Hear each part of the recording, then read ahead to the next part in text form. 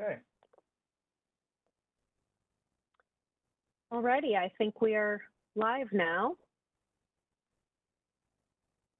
All right, well, I'll go ahead and get started.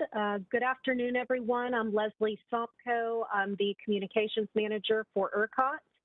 In just a few minutes, you're going to be hearing from our President and CEO, Bill Magnus, and our Senior Director of System Operations, Dan Woodfin.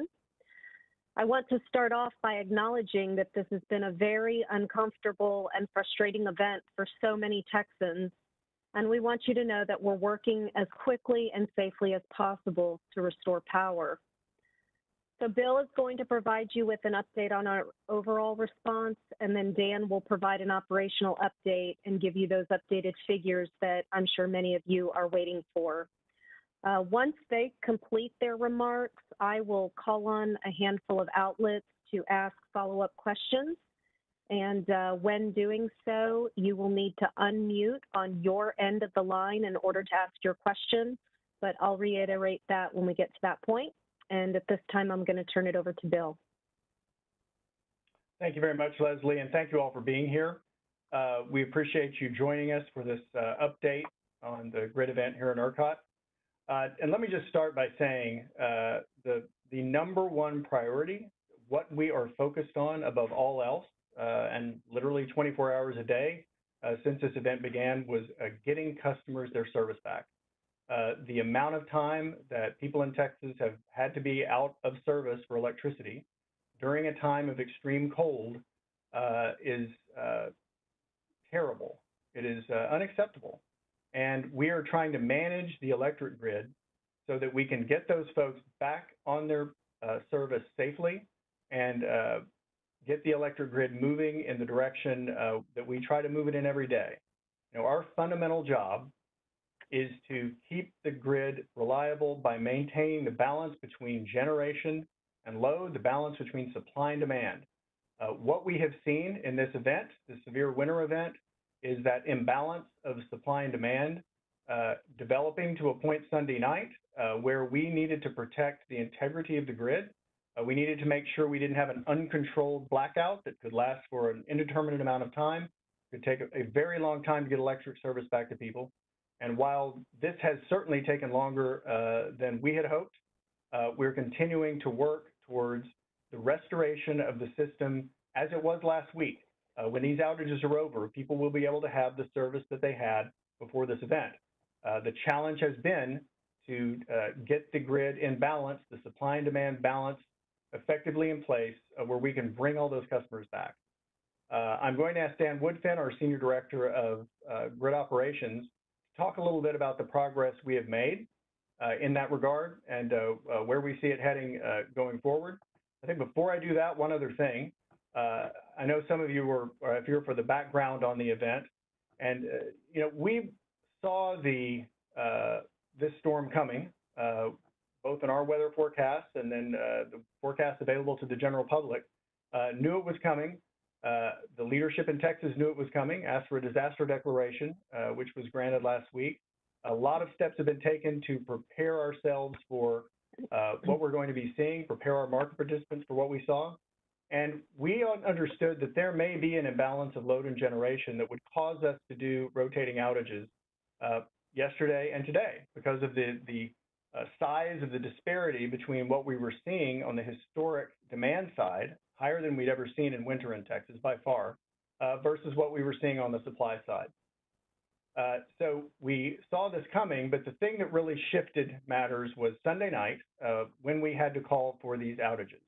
And that was because while we were seeing the tremendous demand side growth caused by the storm and the cold associated with it, we saw a large drop in the amount of supply available. And if we had let that supply-demand balance stay too long out of balance, it could have had catastrophic impacts on the grid itself that could take a very, very long time to repair. This has been a very trying event for those Texans who have had to endure it, and we understand that. My power has been out at my home in Austin since Sunday, and I understand the challenges that it's posing to people all over the state. But the work we're doing is to get us back in a place where we can get all customers back up and operate a safe system that doesn't have a risk of that sort of catastrophic event. And that's why we took the actions we did Sunday, and we're working our way through to be sure we can get everybody back on a safe and secure electric grid. So now I'll ask Dan if he could kind of give us an update on some of the key data that I think you may have discussed yesterday about where things stand with our system and its restoration effort. So I'll turn it over to Dan. Thanks, Bill. So we have, as the morning occurred this morning, we tend to, the power consumption on the power grid tends to be higher in the morning hours and go down in the middle of the day, come back up in the evening during the winter. And what we saw this morning is we had to increase this amount of load that was out on the system during the early morning hours today. We've been able to bring some power back online, some areas back online as the day has progressed today, and as we've gotten a small amount of additional generation to be available. But we've also, at the same time, we've been adding supply to the grid from certain generators. We've also been losing other generators where they have become unavailable. And so we haven't been able to add as much back during the course of the day that as we'd like to have. And what we have added back, we're hoping to keep online, but if additional generation doesn't become available as the day goes on, we may actually have to take some of it back offline to maintain that power supply balance come this evening. As the load that is being served starts going back up. We have about, the magnitude-wise, we have about 15,000 megawatts of consumers that are out. That's somewhere between 2 and 3 million people that are currently out. So that's the demand side. On the supply side, we have roughly 45,000 megawatts of generation that's offline at the current time. And so that number hasn't progressed as much as we would like for it to, because like I said, we keep losing some as more is added. And it's from a variety of reasons. The generation is out. It's for a variety of reasons and a variety of sources of energy that's being tripped offline. So about 16,000 megawatts of that is wind turbines that are offline because of icing in West Texas, primarily, but also some along the coast. And then we've got about a little under 30,000 megawatts of more thermal generation, like gas, coal, nuclear plants that are out. And so it's really, like I said, a variety of resources that are out. Yeah, and so I guess that's the report right now. Leslie? Okay, thank you. And Dan, from my perspective, you're out of the frame of the camera a bit. Might want to scoot in a little bit in case anyone's recording this. And Bill, now you're out, so yeah, just to scrunch y'all together. Okay. So I think at this time, now that they've provided their updates, I'm going to go ahead and kick off this question and answer session. I've identified some outlets that I'll call on first, and once those are done, we will try to get to as many of your questions as possible. I see that several people are submitting questions through the chat, so I will try to keep up with those. So at this time, I am going to see if anyone from Fox News is on the line, and as a reminder, in order to be heard, you must unmute yourself. But I also ask that if you are not asking a question, please stay muted. We had quite a bit of feedback on the last call. So at this time, if anyone from Fox News has a question they would like to ask, please unmute yourself and identify yourself.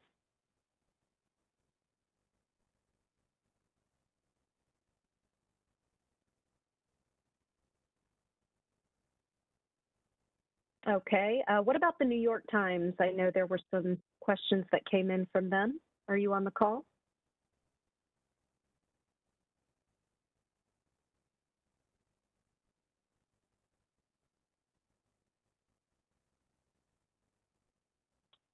Okay, what about NPR? Do we have anyone from NPR on the call who would like to ask a question?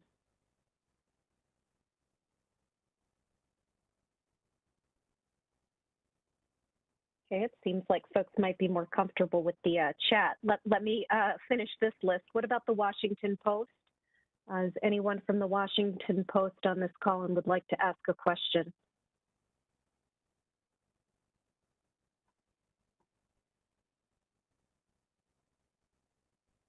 Okay, Houston Chronicle.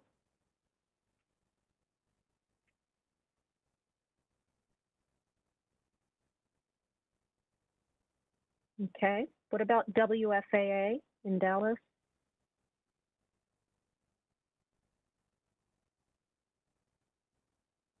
Okay, KPRC, Houston. Okay, well, I will start reading off some of these questions. Can you address how the locations chosen to be disconnected are selected, and are they left up to local providers to decide? Yes, the locations that are disconnected are left up to the local utility providers. ERCOT's role is to tell those utilities when the supply demand is out of balance and we feel like there's a threat to the security of the grid, that we need, X amount of megawatts to be reduced on the demand side, so that, outages are caused by that. So that's what we ask for from them. And it's based on a set percentage that is allocated to the different utilities in Texas, primarily based on their size. And then once that is given to them, it is up to those utilities to decide how to implement outages. And for example, some utilities may have critical care customers that they want to identify and try to avoid outages. But that is up to those local utilities. We don't have a role in implementing it because they know their areas better. They know what's going to be better for their population. We just need them to commit to bring us back the number of megawatts we need to keep the grid in balance.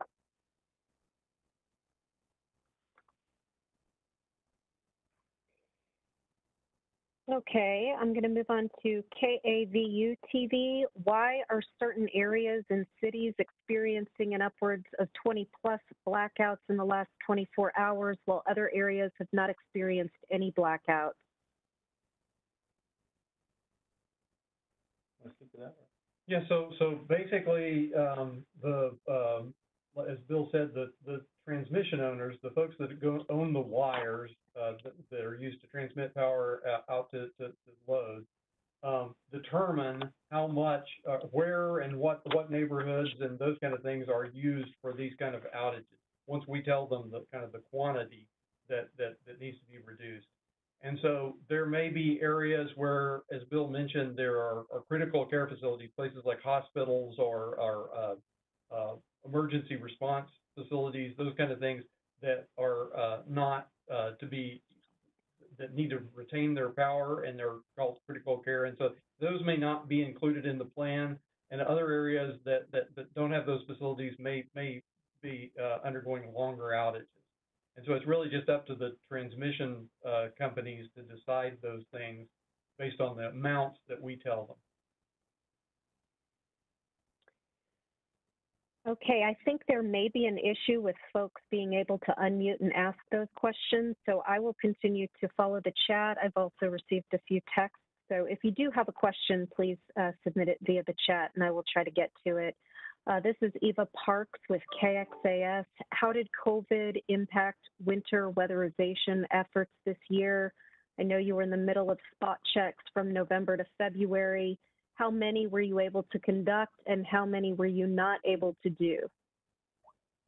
So we conduct these winterization spot checks for generators who the generators submit a plan to the PUC for their how they're planning to winterize their facility, and then we go out and do spot checks of whether they're following that plan or not, and help to disseminate the best practices for those kind of winterization of plans for their plant. Typically, we send someone out to walk through the plant with them, along with some of the NERC regional entity representatives. And We typically do that for about 100 of the 600 or so plants every year. I think this year, because of COVID, we did that as a tabletop exercise, but we still went through the same process with the management of those plants. I believe we did 94 of those this year. So we hit the same number of plants. We try to focus on the ones that have either had problems in the past or are new plants and may not have had that kind of aware of the best practices and those kind of things. But we were able to do that for a typical number of plants this year. Okay, next question. How many different plants and generators have failed in this event? Yeah, so I don't have the breakout of the number of plants in front of me. We know how many megawatts there were, but plants are of different sizes. So we have that information, obviously, but I don't have it on this sheet. From KRTK, what concern is there about Wednesday's storm and it negating a lot of the work being done to improve distribution? Well, I think I'd say at the outset, the temperatures, the extreme nature of what we saw Sunday, Monday, still today, we're not out of it yet, the extremely low temperatures and then the snow that we saw, the freezing precipitation we saw, we're still expecting it to be quite cold in Texas, but I don't think we're showing on the forecast that it's as severe as what we saw earlier in the week. And as temperatures rise, that helps us because it helps with gas supply, it helps with de-icing wind turbine blades. The sun coming out helps. That helps us give us a lot more of our solar power on the system, which we saw quite a bit of yesterday as the sun finally came out after a few days. So the even I wouldn't say minor, but changes where you're still feeling cold can make a difference as far as the factors that we're looking at. But again, we need to see what that weather actually brings. But we're hopeful that we'll be able to see some improvement in a number of areas, even though we're still seeing quite a bit of cold weather. Okay, looks like Bloomberg posted a chart on Twitter that shows that loads are not getting any better. Will this turn around as the weather improves? Yes, we as Bill just mentioned, as things start to warm back up, and some of the issues that we've been having really across the board, because weather is really severe. This really kind of unprecedented severe weather is what's driving this issue on multiple fronts. But as weather improves and we start getting warmer temperatures, most of those things that are driving, well, in fact, all of those things that are driving the outages of generation, the issues on the natural gas system as a whole, and so forth, all should diminish as the temperatures increase.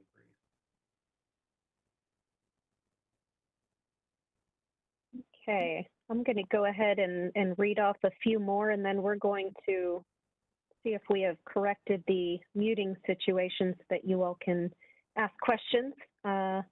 Let's see, what tangible plan does ERCOT have in place to prevent this kind of supply-demand imbalance from happening again during an inclement weather event in the future? Yeah, so we, I guess in general, we have plans in place to cover kind of normal extreme weather conditions. This one's a little beyond our normal extreme weather. After some issues we had with cold weather back in 2011, where we had some plants that tripped offline during that situation back in February of 2011, we put in place these winterization process, the checking process. The generation in our area, and in fact nationally, created some best practices that they would implement. And all of those were kind of geared around that 2011 level of detail, the severity of that storm. And like I said earlier, this one's kind of beyond what we saw in 2011. So we will go in. One of the things we will definitely go in is work with the generation entities and anyone else that helps us with that, and try to beef up that plan to the point that it's able to handle this, what we now understand to be even possibility of more extreme weather than what we had experienced in the past. So that's one thing, and I'm sure we're going to be looking at these in kinds of things in much more detail, but really our focus at this point has been more on trying to keep the system together so that we can restore power to consumers as fast as possible. We're really working this event now, and then we'll go in and start working on the process improvements and lessons learned and making sure that it won't happen again. Thanks, Dan. Okay, I'm going to pause just for a second and see if we can address this mute situation. Good Lord. Okay. All right. Oh my gosh, just look at them.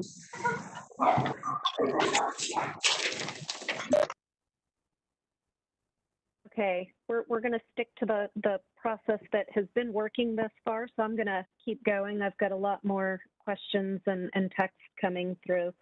So are all energy companies being asked to cut the same percentage from their grids? So the amount that each transmission provider, when we ask for, say, 1,000 megawatts of load reduction on the system, the share that each transmission provider has to reduce in their area is dependent on their share of the overall system demand on the system. So if you have one utility that has 20% of the demand on the system that's hooked up to their wires, then if we're reducing 1,000 megawatts, they will have to reduce their demand by 20% of that 1,000 megawatts. And that can make sure that the reductions are equitably distributed amongst the different wires companies. And it also, from a technical standpoint, it winds up, since different wires companies are responsible for serving load in different areas of the state, it also makes sure that the reductions are spread across the whole state and everything can better be held in balance.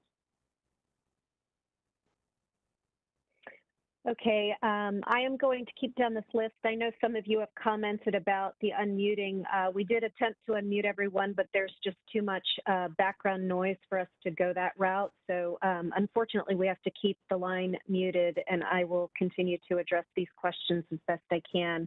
The next one is, can you explain the PUC order? The PUC met in an emergency meeting yesterday.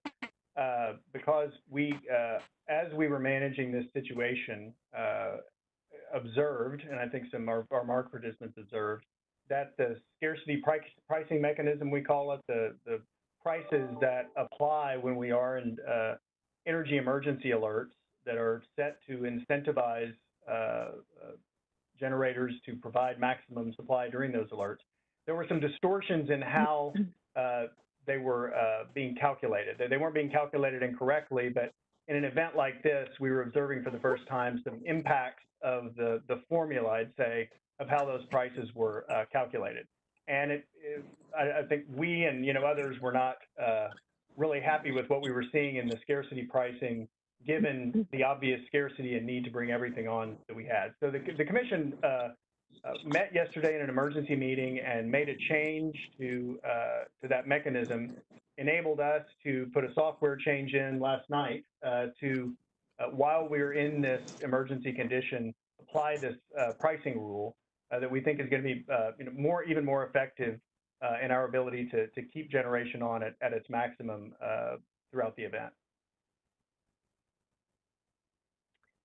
How much of the total generation on forced outage was just gas?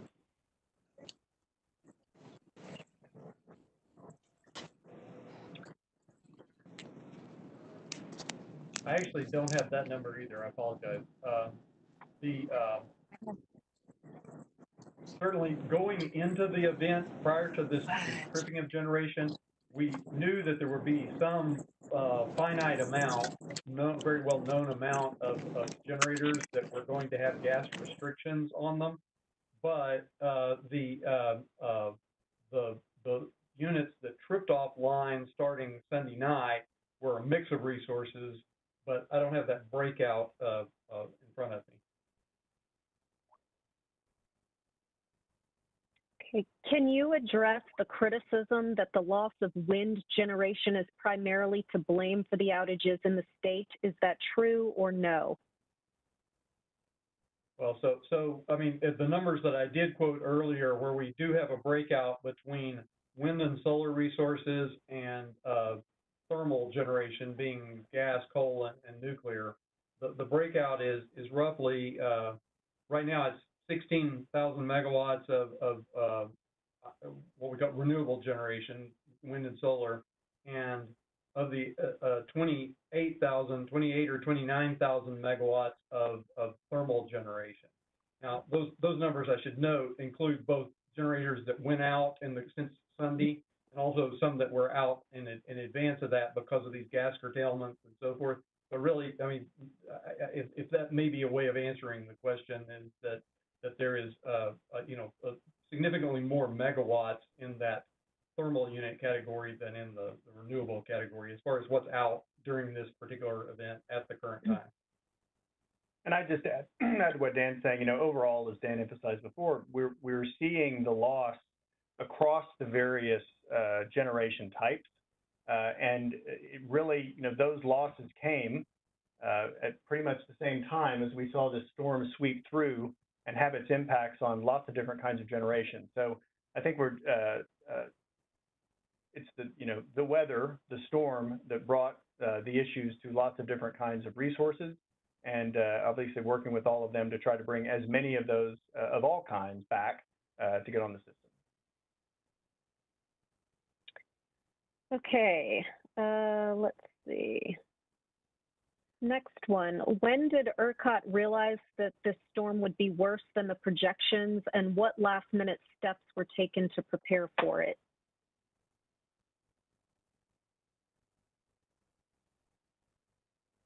Yeah, so actually, from a